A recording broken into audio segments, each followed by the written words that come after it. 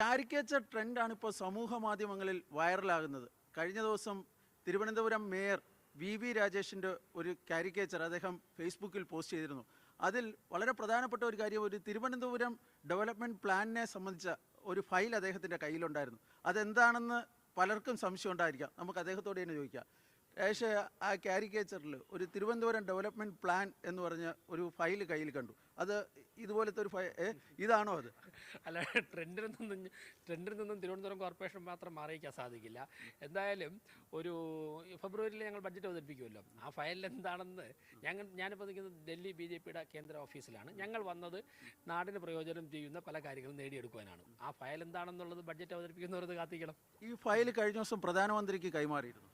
അതെ, ഓരോ പേജും ഓപ്പൺ ആകുമ്പോഴേക്കും നാടിന് ഗുണപ്പെടുന്ന ഒരുപാട് കാര്യങ്ങൾ വരും. പ്രധാനമന്ത്രിക്ക് കൈമാറിയ ഫയലിലുണ്ടാവും. അതല്ല, പ്രധാനമന്ത്രി കൈമാറിയ ഫയലല്ല കാരിക്കേച്ചറിലുണ്ടായിരുന്നത്. കാരിക്കേച്ചറിലുണ്ടായിരുന്ന ഫയൽ ഓപ്പൺ ചെയ്യുമ്പോഴേക്കും ഞങ്ങളുടെ ബഡ്ജറ്റ് പ്രഖ്യാപിക്കുമെന്ന് നിങ്ങൾ നോക്കിക്കോളൂ. ഓക്കെ.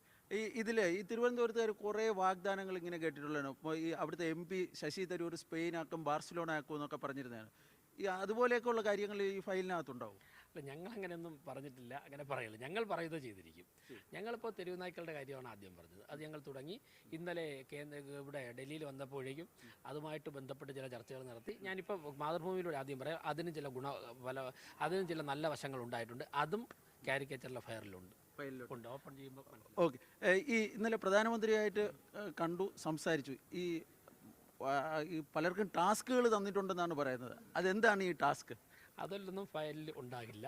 അതൊന്നും ഫയലിലൂടെയോ മാതൃഭൂമിയിലോ പറയാൻ പറ്റുന്നതുമല്ല. ടാസ്ക് PM പറഞ്ഞ കാര്യങ്ങൾ കൃത്യമായിട്ട് ഞങ്ങൾ ചെയ്യും. ഈ അടിത്തട്ടിൽ സംഘടനയെ വളർത്തുക എന്നുള്ളതാണ് പ്രധാനപ്പെട്ട. തീർച്ചയായിട്ടും PM പറഞ്ഞ കാര്യങ്ങൾ ഞങ്ങൾ ചെയ്യുന്നത് സമൂഹത്തിൽ അത് റിഫ്ലക്റ്റ് ചെയ്യുമ്പോഴായിരിക്കും മനസ്സിലാവുന്നത്. ഈ പറയാമെങ്കിൽ അങ്ങ് പറയുക. ഈ പ്രധാനമന്ത്രിയായിട്ടുള്ള ഈ സംഭാഷണത്തിൽ ഏറ്റവും സ്വാധീനിച്ച ഒരു നിർദ്ദേശം എന്തായിരുന്നു?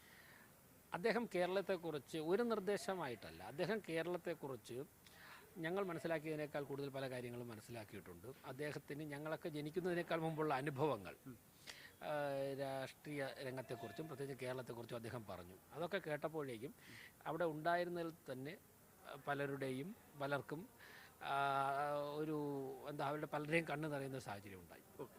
വളരെയധികം നന്ദി രാജേഷ്. ഇപ്പോൾ പറഞ്ഞതുപോലെ തിരുവനന്തപുരം കോർപ്പറേഷൻ്റെ ബഡ്ജറ്റ് വൈകാതെ തന്നെ അവതരിപ്പിക്കുന്നതായിരിക്കും. ആ ബഡ്ജറ്റിലാണ് സർപ്രൈസുകൾ ഒളിപ്പിച്ചു വച്ചിരിക്കുന്നതെന്നാണ് അദ്ദേഹത്തിൻ്റെ വാക്കുകളിൽ നിന്ന് മനസ്സിലാകുന്നത്.